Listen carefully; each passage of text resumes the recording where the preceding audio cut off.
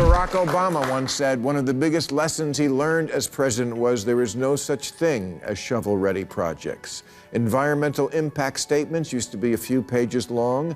Now they're thousands of pages of legalistic nonsense and take an average of 4.5 years to complete, with thousands of bureaucrats filling out millions of paper forms that kill hundreds of forests to answer the question, is this good for the environment? Every one of us winds up bearing the cost for cars to install this alarm. You know who's going to ignore it? Crackheads and people who do it on purpose. Democrats have to stop thinking that what the voters dream about is to be hassled. If you buy a shed at Costco, it comes with this warning. Warning, this product can expose you to wood dust. Wood dust. No kidding, which is known to the state of California to cause cancer. That's right, California thinks you're going to snort your shed.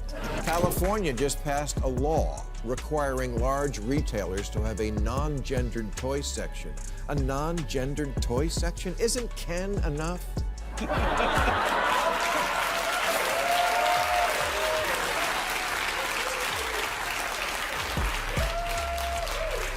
We need a law for that? You have to inject yourselves into everything? Bill Maher just went on live TV and did something most politicians avoid at all costs. He didn't just criticize Democrats. He ripped open the system they left behind. And what he's saying isn't about the past. It's about what's still actively shaping American life right now. Because according to Maher, the real problem isn't that Democrats lost power.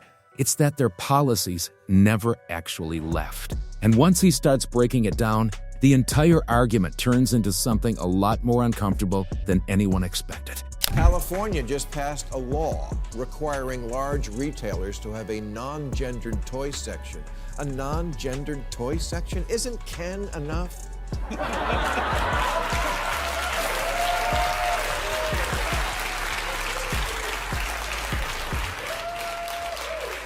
We need a law for that? You have to inject yourselves into everything, from where you can throw a frisbee to who can braid hair? This is why so many people, by the way, were triggered by COVID policies. They were already sick of rules. Regulation should be a good issue for Democrats. It's certainly one they're associated with. Here's the core idea Maher keeps hammering. Just because Democrats lost elections doesn't mean their policies disappeared. That's the part most people miss. The laws, the regulations, the systems they built, they're still there, still active, still shaping daily life in cities across America. And Maher is basically saying, you don't get to walk away from the consequences just because you lost political power. Because in his view, Americans are still living inside the structure they built, still dealing with the outcomes, still stuck with the rules. And that's where this stops being a political debate and starts sounding like a system critique. Because the question becomes simple. If the policies are still working or not working, then does it even matter who's in office? The average voter would agree that banks and chemical plants and drug companies need watching. Telling a company, you can't dump the waste from your hog farm straight into the water supply. We're mostly all for that. But Democrats have become a parody of themselves, just making rules to make rules because it makes you feel like you're a better person. Making sure that everything bad never happens again, which you can never fully do. It just makes everyone else's life a drag. The Biden infrastructure bill has a provision that requires all new cars to install an alert system that goes off when you leave a baby in the back seat, which is something done only by crackheads and people who sadly... And this is where Maher gets specific, and it gets uncomfortable fast.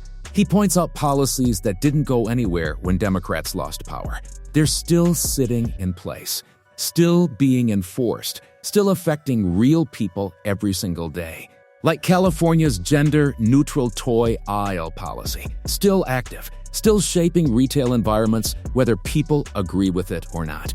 Then there's the soft-on-crime approach many cities adopted, which critics say has helped contribute to visible homeless encampments spreading across sidewalks and public spaces. And then you've got reduced penalties for shoplifting in certain areas, where the consequences became so weak that retail theft started becoming a real, everyday issue.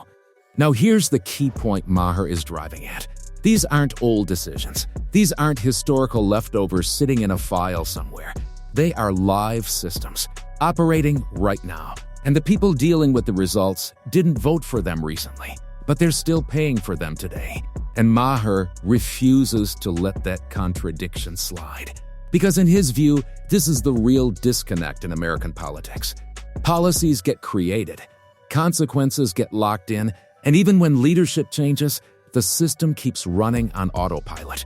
And that's where the frustration starts building. Because if the effects are still active, every one of us winds up bearing the cost for cars to install this alarm. You know who's going to ignore it? Crackheads and people who do it on purpose.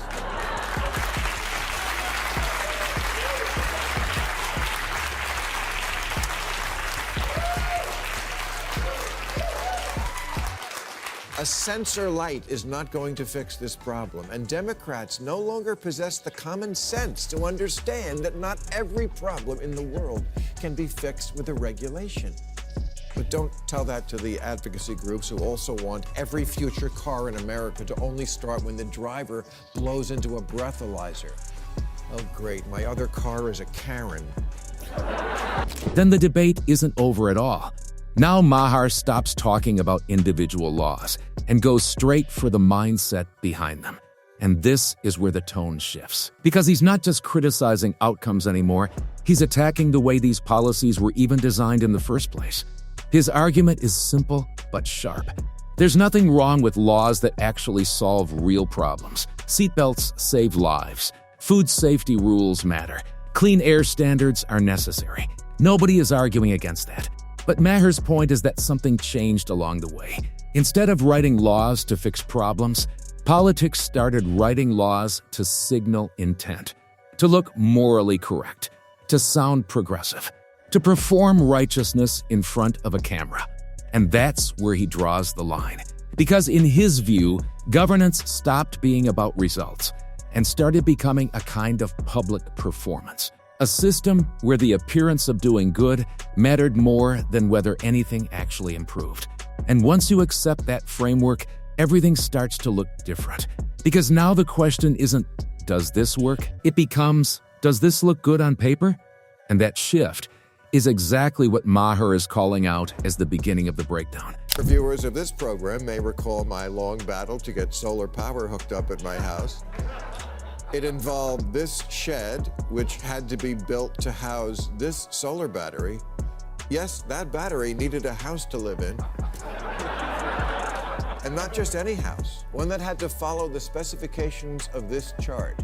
That's a real chart of the steps we had to go through to get this thing turned on. But Maher doesn't stop there. He goes deeper into the assumption he believes is fundamentally broken. The idea that you can control society through enough rules. That if you stack enough regulations, restrictions, and oversight, you can engineer better human behavior. Maher completely rejects that idea. And he says the system keeps proving him right. Because humans don't just obey systems, they adapt to them. They find workarounds, loopholes, alternatives. Close one gap and another opens immediately. Build a wall and someone finds a tunnel. Shut down one option and 3 new ones appear. And here's the key tension Maher keeps pushing. The rules don't eliminate the behavior they're trying to stop. They just redirect it. But while that's happening, the people who never caused the problem in the first place are the ones who get buried under the consequences. More restrictions, more costs, more friction in everyday life. And that's where the system starts to feel unfair in a very specific way. Because the rules aren't just targeting bad behavior anymore. They're reshaping life for everyone else. Democrats have to stop thinking that what the voters dream about is to be hassled.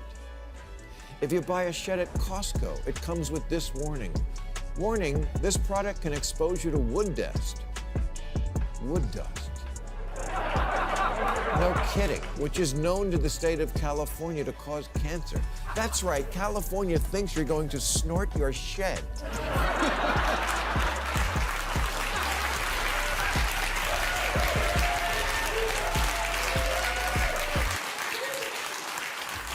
I don't want to blow Pinocchio. I just want to put the lawnmower away.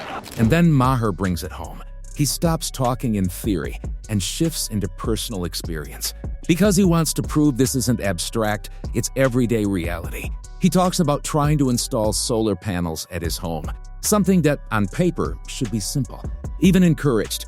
But instead of a smooth process, he runs straight into a wall of bureaucracy. Permits, approvals, delays, requirements stacked on top of requirements. The kind of system where progress doesn't depend on the project itself, but on how many boxes you can tick. And the cost doesn't rise because of the technology. It rises because of everything wrapped around it. Then he takes it further. Even something as basic as replacing a garage door reportedly required multiple permits. Not one, not two, 5 separate approvals just to replace a single door. And this is where the frustration becomes obvious. Because at a certain point, it stops making logical sense. You're not dealing with safety anymore. You're dealing with process for the sake of process. And Maher's reaction is basically disbelief turned into sarcasm. Like the system has become so layered that even simple actions now feel like major construction projects. Barack Obama once said one of the biggest lessons he learned as president was there is no such thing as shovel-ready projects. Environmental impact statements used to be a few pages long. Now they're thousands of pages of legalistic nonsense and take an average of 4.5 years to complete, with thousands of bureaucrats filling out millions of paper forms that kill hundreds of forests to answer the question, is this good for the environment? And just when it feels like the system can't get more excessive, it does. Maher points to examples that push things into outright absurd territory, like California warning residents about wooden garden sheds, potentially exposing them to wood dust linked to cancer risk. On paper, it sounds like safety, but in reality, it starts to feel disconnected from how people actually live. These are pre-built sheds, sealed, installed outdoors, used casually in backyards, and yet they still come with high-level warning labels about risks that feel extremely unlikely in real-world conditions. And that's the tension Maher is highlighting. At what point does regulation stop protecting people and start overcorrecting into paranoia? Because from his perspective, this is where the system starts losing its grounding in common sense. Not because safety doesn't matter, but because the response becomes disproportionate to the reality. And once that gap opens between policy and real life, trust starts to break down. And Maher is clearly done pretending that disconnect is harmless. In San Francisco, the city's so nice you'll step in poop twice.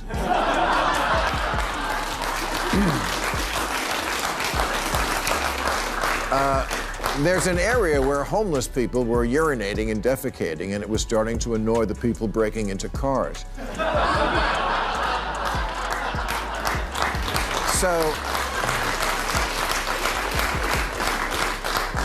So the city tried to build a public toilet last year, but then gave up when the cost hit $1.7 million. Not $1.7 million for a public toilet system. $1.7 million for one toilet. Now Maher shifts into something even bigger and far more damaging than just inconvenience: money. Because in his view, this isn't just a system that's annoying to deal with. It's a system that quietly bleeds resources at every level. And most people don't even see it happening. Every extra approval adds cost. Every review adds delay. Every layer of oversight adds another fee, another department, another process that didn't exist before, but somehow has to be paid for now. And it doesn't stop there. Because these systems don't replace each other, they stack on top of each other. So instead of simplifying projects, the bureaucracy expands around them like a growing machine. And Maher's key argument is this: at some point, the cost of managing the system becomes bigger than the thing the system is supposed to manage. Projects get delayed for years. Budgets inflate for reasons that have nothing to do with construction or execution. And in some cases, the paperwork becomes more expensive than the actual work being done. That's the real explosion he's pointing at. Not visible, not dramatic, but constant, slow, and compounding. And once you zoom out, it starts to look less like governance and more like a system feeding on itself. And then Maher drops the example that makes everything snap into focus. San Francisco reportedly spending around $1.7 million on a single public restroom. Not a complex facility, not a major infrastructure hub, a toilet. And that's where the reaction shifts from criticism to disbelief. Because Maher isn't just pointing out that it's expensive, he's pointing out that it's logically disconnected from reality. How does something that should be simple become that expensive? And here's the uncomfortable part he highlights. It's not just construction costs. It's everything wrapped around construction. Design reviews, permits, compliance checks, project management layers, oversight systems, administrative approvals, each one justified on its own, each one adding a small cost, until the final number becomes something no normal person would ever expect. And this is where Maher leans into the irony. Because the same system that claims it exists to prevent waste ends up producing some of the most extreme examples of waste imaginable.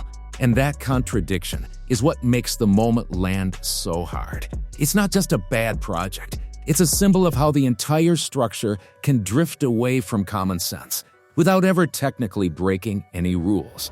But Maher doesn't stop at inefficiency. He pushes into something even more uncomfortable. Because the official purpose of all this bureaucracy is supposed to be simple. Prevent corruption, protect public money, ensure transparency. That's the justification. But Maher flips it, and he suggests the system may be doing the opposite.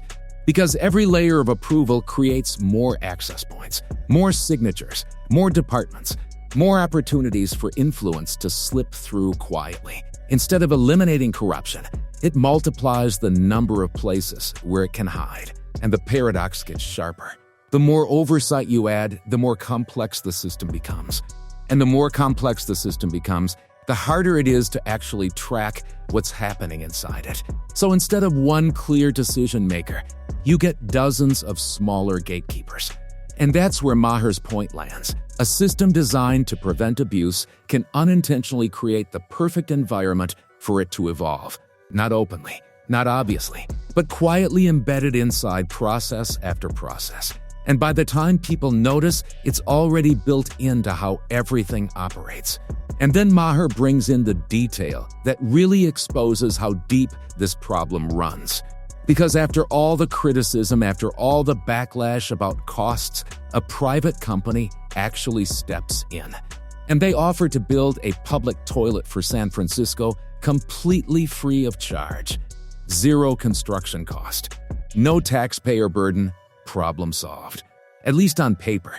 But here's where it collapses again. Because even with the actual building being free, the system around it is still fully intact. And that system doesn't care about free. It still demands approvals, still demands design reviews, still demands permits, planning, oversight, compliance checks, and administrative processing. And once all of that gets stacked back on top, the free toilet isn't free anymore.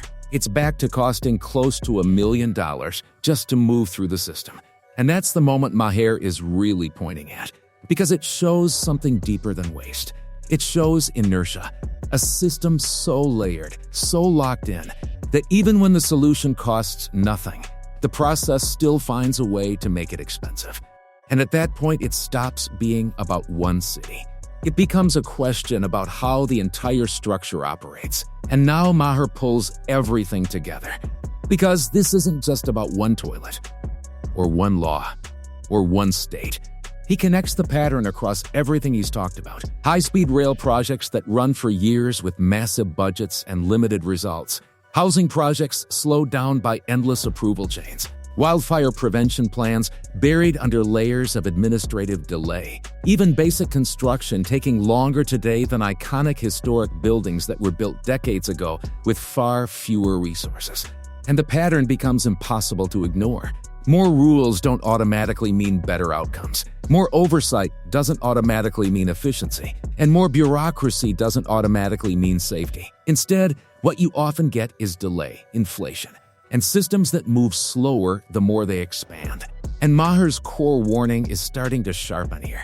At some point, complexity stops being a sign of intelligence and starts becoming a substitute for real progress. And this is where Maher lands the final point. His argument isn't that Democrats caused every single problem in America. It's something more structural than that. He's saying they built systems that became self-sustaining, even after they lost power. Systems filled with rules, procedures, and layers that don't just disappear with elections. They stay, they operate, they shape daily life long after the political moment that created them is gone. And in his view, that's the real issue. Not just bad policy decisions, but the fact that those decisions harden into systems that are extremely difficult to unwind. So even when leadership changes, the experience of ordinary people doesn't change nearly as fast. And that gap, that lag between politics and reality, is where frustration builds. Because people don't live inside speeches, they live inside systems. And Maher's final message is blunt. If something is broken, it doesn't matter who built it, it still needs to be called out. And sometimes the most uncomfortable truth in politics is the simplest one. What was created in the name of progress can end up feeling like the opposite in real life. If you found this breakdown valuable, don't forget to hit the like button.